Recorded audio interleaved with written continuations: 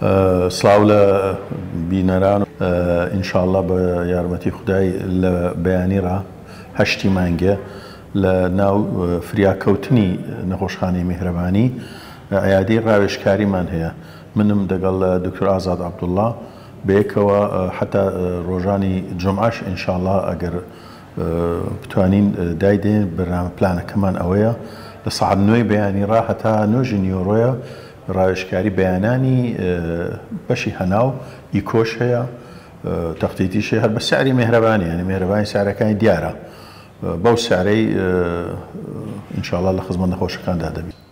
زۆر بە خێراتن دەکەین کاک دکتۆر عەزیزی. خۆشەویستان پۆلێک لە دکتۆرە خانەنشینەکان بڕیاریاندا بێنە ناو میهرەبانی بەیانیان بێن خزمەت بکەن بە زۆربەی تەخەسوسەکانی تێدایە.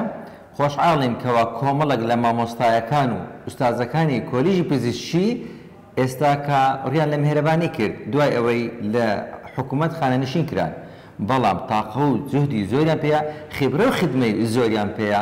لە هەموو بوارەکان دکتۆرەکان دێن بەیانیان لە هەشتی چارەوە ڕاوێژکاریەکانمان پێشوازی دەکاتن لەو دکتۆرە خانەنشانە لە بۆ خزمەتی زیاتر خەرمان بەرەکەتدا میهرەبانی بەردەوامە.